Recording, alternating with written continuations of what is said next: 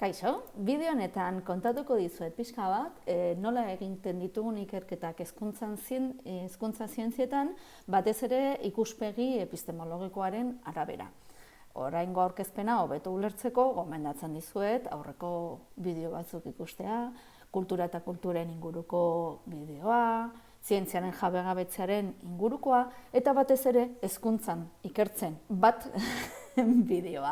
Nola nahi ere, joango naiz azaltzen, zer hartu behar dugun kontuan, nire ustez hezkuntzan ikertzen dugunean.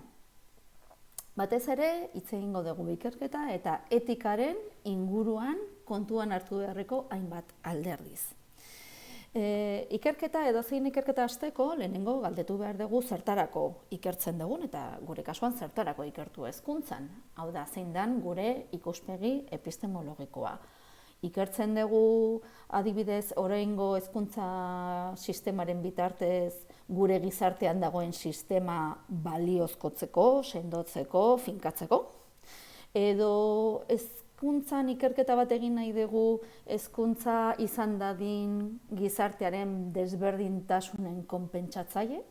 Hau da, ikertu nahi dugu hezkuntza izateko modu bat edo tresna bat gizarteko desorekak orekatzeko. Edo agian ikertu nahi dugulako bizikidetzazko gizarte bat eraikitzen joan, eta orduan jakin nahi dugu ikerketaren bitartez nola joan eraikitzen bizikidetzazko gizarte hori. Edo beste asko, beste galdera asko horri izango litzateke gure ikuspegi epistemologikoa. Segun zer erantzuten dugun, modu bat edo beste modu bat erabiliko dugu ikertzeko. Esan daiteke, lau ikuspegi nagusi, epistemologiko nagusi daudela gizarte zientzietan. Aurreko bideoan azaldu bezala. Ikuspegi banatzailea edo distributiboa, ikuspegi estrukturalista, ikuspegi soziopraxikoa, pixka bat ikerketa ekintza parte hartzailearekin lotutako ikuspegi hori, eta ikuspegi dialektikoa, bigarren mailako konplexutasunarekin lotuta dagoena gehien bat. Orduan, ikuspegi bakoitzak ulertzen du nola eraiki edo ze gizarte mota eraiki nahi duen. Ikuspegi banatzaileak erabiltzen duen estrategia soziokultural nagusia da segregazioa. Ikerketa horien bitartez nahi duena da multzokatu gizartea, da banatu edo zatikatu ondo gizartea, gizartearen zati bakoitzak bere lekua izan dadin. Adibidez, ikertzen da hezkuntzan, talentua atzemateko eta horiekin lidergo berriak sortzeko, eta baita ere jakiteko non dagoen eskola porrota deitzen den hori, jendeak, ez bakarrik jendeak onartzeko bere posizio soziala, baizik eta beren autoestimoan eragiteko.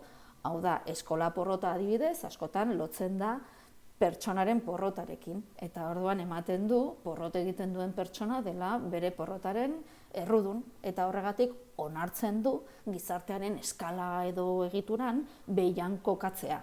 Ez dalako bera kapaz izan bere egituran igotzeko.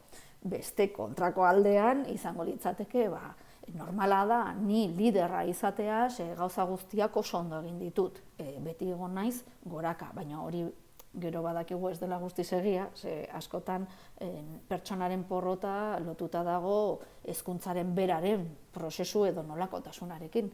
Hau da, eskola prozesuetan nagusitzen baldin bada, eliteen irakaskuntza forma edo klase sozialetan banatutako forma, balidatzen du sistema. Ikuspegi estrukturalistaren arabera, batez ere bere estrategia nagusia, ez esan nahi bakarra, baina bain nagusia da integrazioa.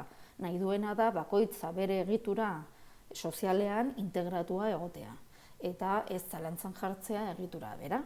Hau da, nik integratu egin behar dut, eta gainera hori askotan esaten da, ondo integratu, hau oso ondo integratu da, zesan nahi du oso ondo integratu dela, onartu duela, berari egokitu zaion, egitura edo munduaren ulerkera edo ikuskera. Horregatik ikuspegi estrukturalistaren arabera, bake soziala eraikitzen da jendeak onartzen duenean ze leku egokitzen zaion, baino ikertzen dugu leku horretan ahalik eta ondoen egon zaitezen. Hau da, ideia ez da krudelkeriaz ezartzea gauzak, baizik eta saiatzea zure posizio sozial horretan ondo senti zaitezen.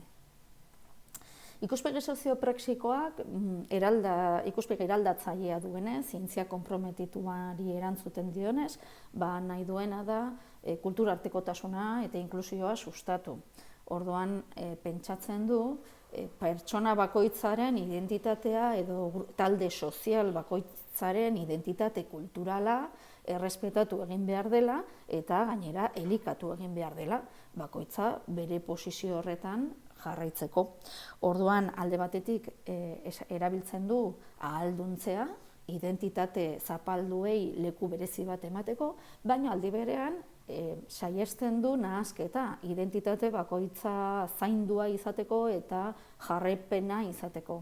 Orduan, horregatik egiten dira, adibidez, genero ikasketak edo kultura zehatz baten zapalkuntzari lotutako ikerketak.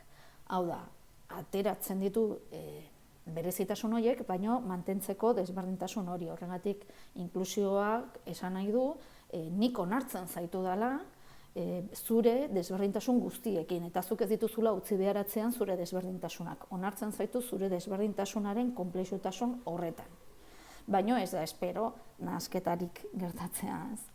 Eta ikuspegi dialektikoaren arabera, hezkuntza ikerketetan, ez beste eremu batzuetan desberdina da, baina hezkuntzaren eremu zehatzean, helburua da bizikidetza eraikitzen joatea, eta bizikidetza eraikitzea horizontalki. Horregatik guk erabiltzen dugun, eta hor kokatzen gara gure ikerketa taldea, guk erabiltzen dugun bizikidetzaren kontzeptua da Iban Illichek proposatutako konbibentzialidad. Ez konbibentzia, baizik eta konbibentzialidad. Euskaraz oraindik ez dakigu oso ondo zeitz erabili, normalen bizikidetza erabiltzen dugu, baina esan nahi du elkarrekin egotea, elkarrekin egon nahi dugulako gure desberdintasunetan, baina mestizatuz eta nahastuz, ez identitatea lehenetsiz, baizik eta identifikazioak sustatuz eta dinamizatuz.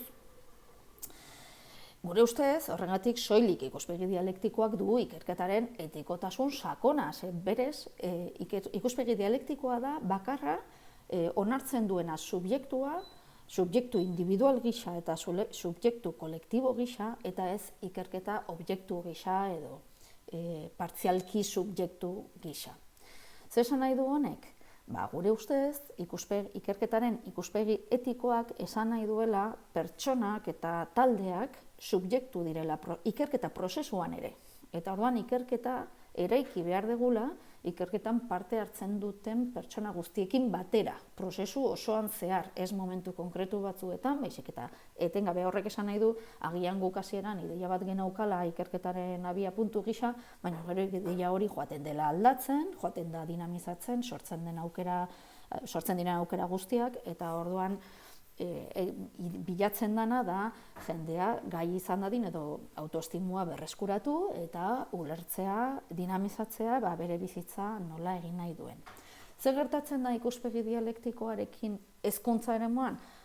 Hezkuntza eremua instituzionala denez, ezin degula hezkuntza instituzionala esan nahi dut, noski eskola, unibertsitatea eta hori, hezkuntza prozesu asko daude eguneroko bizitzan.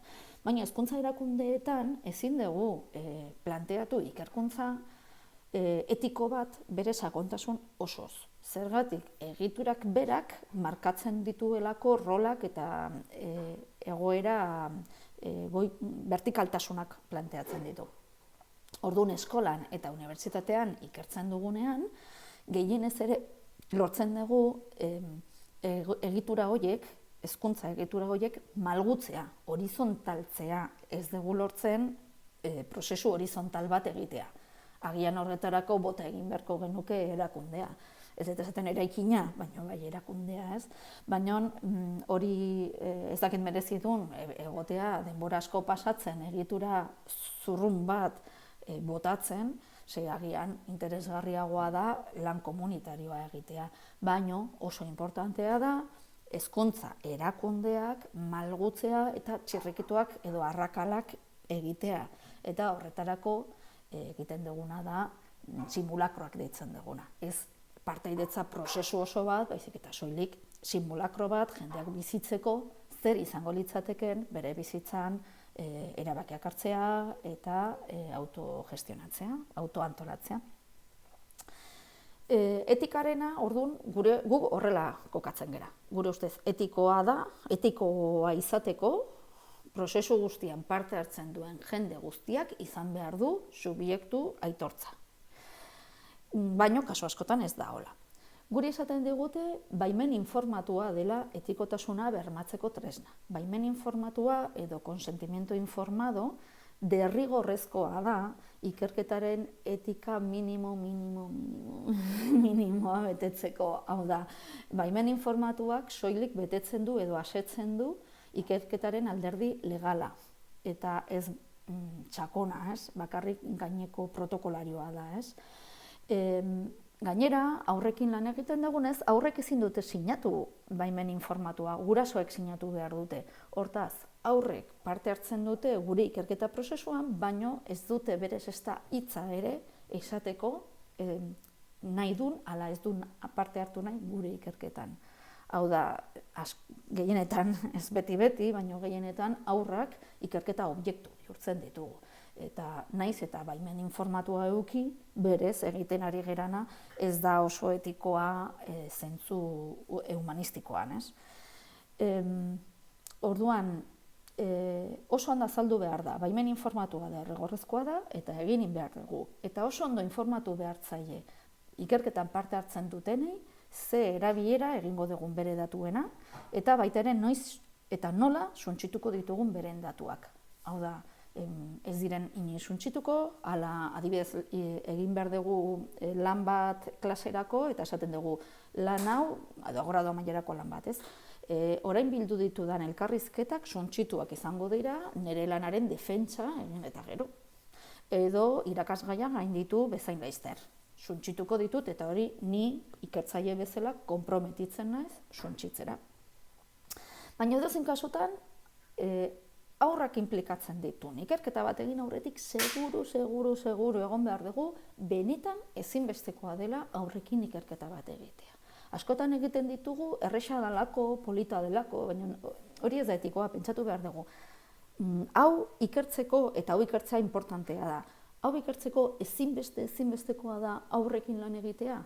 Izan ere, eurak ezin dute aurrek ondo ulertu zein dan gure ikerketa lanaren implikazioa. Orduan, ez ditugu erabili behar aurrak gure nahietarako edo gure helburuetarako edo irakasgai batean lan bat egiteko edo argi uki behar dugu, ondo pentsatu behar dugu, aurrekin lan egitea ezinbestekoa den ala ez.